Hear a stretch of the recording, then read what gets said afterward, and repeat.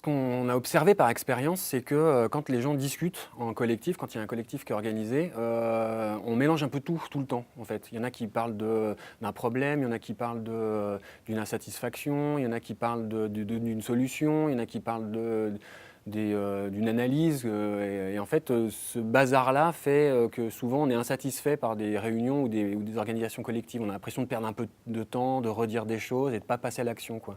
Pour nous, la prise de parole, c'est une première étape pour pouvoir provoquer du pouvoir d'agir. Alors c'est une première étape qui doit s'organiser. Elle ne se fait pas de fait, elle n'est pas naturelle. Dans un groupe lambda, dans n'importe quel collectif, on va avoir déjà une inégalité des inégalités entre les personnes qui vont provoquer aussi des inégalités dans la prise de parole, rien que ça.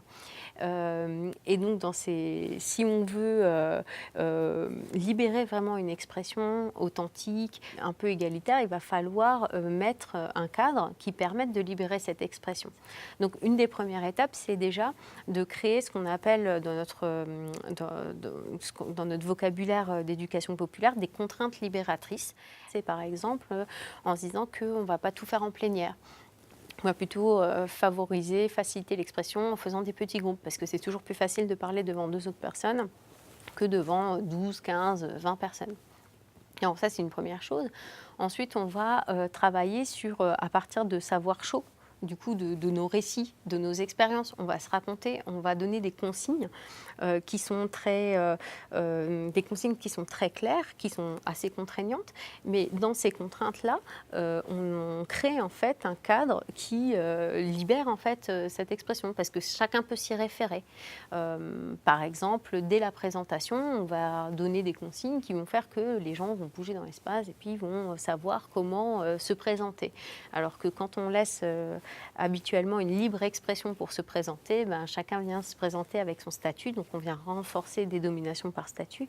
Et puis derrière, on va avoir des personnes qui sont très entraînées à la prise de parole, qui vont pouvoir développer beaucoup, et puis d'autres personnes qui ne sont pas très entraînées à la prise de parole, qui, elles, du coup, vont rester un peu plus réservées et vont être mal à l'aise. Quand on crée de l'expression, il faut aider les gens, il faut faciliter en fait cette prise d'expression. Et moi j'ai un exemple, c'est quand on commence une journée, si on veut que les gens ils puissent s'exprimer justement sur avec quoi ils arrivent sur cette journée, peu importe le fond, eh ben, il suffit de dire qu'on va tous utiliser la même façon dont on va prendre la parole. On va dire par exemple, on va exprimer un doute et une certitude sur ce qui nous anime.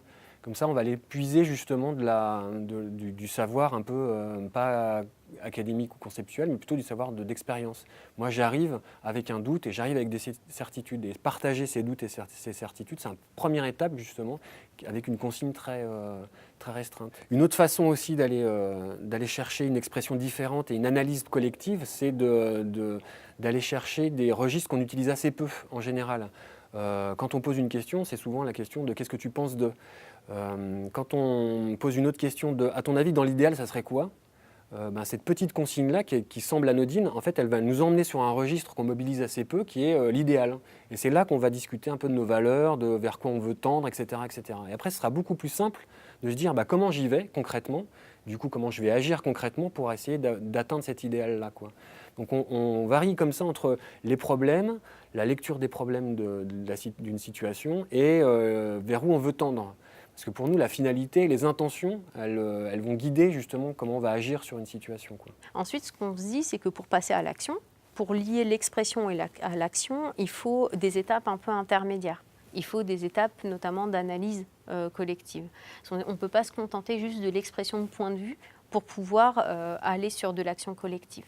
Donc si on veut aller vers de l'action collective, il va falloir croiser ces points de vue un peu individuels, regarder différents aspects d'une même situation, pouvoir poser les problèmes que l'on rencontre, et puis voir à quel endroit on peut agir et faire des propositions à partir de ça. Donc, c'est-à-dire que l'analyse, elle va venir favoriser des propositions qui peuvent, y compris des fois, à des moments être contradictoires, puisque là, l'objet même, c'est de pouvoir proposer des choses qui nous permettent de sortir des situations initiales. Et puis, une fois qu'on a fait ces propositions, c'est de voir comment, ensemble, on peut arbitrer, on peut décider des actions à mener et ensuite mettre en œuvre ces actions. Une des petites préconisations aussi, c'est de ne pas être trop ambitieux sur le pouvoir d'agir, mais aussi de commencer un peu avec des choses qui sont facilement atteignables, en tout cas qui sont atteignables. Et c'est de repérer les actions qui peuvent être mises en place assez facilement, qui vont nous donner justement du courage, un peu de la dynamique, pour pouvoir passer à autre chose après, d'un peu plus ambitieux, quoi. Il y a une image que j'aime bien, c'est Noam Chomsky qui prend cette image-là, c'est un politologue états-unien qui dit on aimerait bien qu'il n'y ait pas de contraintes, qu'on soit complètement libre. Mais en fait, la vérité, c'est que quand on est complètement libre, c'est les gens qui sont le plus entraînés qui y arrivent, notamment sur l'expression. C'est-à-dire que c'est les gens qui ont le plus l'habitude de s'exprimer, qui s'expriment bien, quoi. Et Noam Chomsky, il dit on est obligé des fois d'avoir un cadre qui est un peu restreint, voire même une cage. Mais c'est aussi pour nous permettre d'être à l'intérieur de ce cadre complètement libre, sans être dupe. C'est-à-dire de se dire qu'on a besoin de mettre un cadre pour être libre à l'intérieur, mais que dire il n'y a pas de cadre, il n'y a pas de contrainte et c'est la liberté, en fait ça ne marche pas. De prendre la parole tout d'un coup sur un plateau en face d'un public ils ont très peur qui est avant. francophone, ils comprennent, mais ils n'osent pas encore s'exprimer. Il y a cette appréhension, c'est ce qu'il y a de plus difficile quand on acquiert une langue étrangère, d'oser se lâcher en parlant, parce qu'on a toujours peur de faire une faute, de ne pas dire correctement, de ne pas être bien compris. Et quand tout d'un coup ce cap-là est passé à un endroit où c'est au sommet, c'est-à-dire c'est sur une scène, c'est dans la lumière, c'est devant un public de francophones et devant leur famille et tout. Il passe un cap et il y a un déclic qui se produit. La plupart des gens me disent « Waouh, jamais j'aurais osé participer, par exemple, à l'écriture d'un roman collectif, quoi. Enfin, à écrire un roman. » Parce que moi, je leur propose de participer à l'écriture d'un roman. Et j'ai l'impression que ça leur donne un peu le courage de s'exprimer en tant qu'individu, parce que là, du coup, dans cette performance-là, je convoque beaucoup l'individu, la personnalité intime, et à travers l'imagination. Et les gens livrent des choses sur eux-mêmes qui sont incroyables. En très peu de temps, les gens livrent quelque chose d'un peu d'essentiel d'eux-mêmes. Mais si on veut avoir prise sur le monde et sur ce qui nous entoure, la communication est essentielle, parce que le faire tout seul, c'est compliqué. Donc pour le faire avec d'autres, il faut prendre la parole.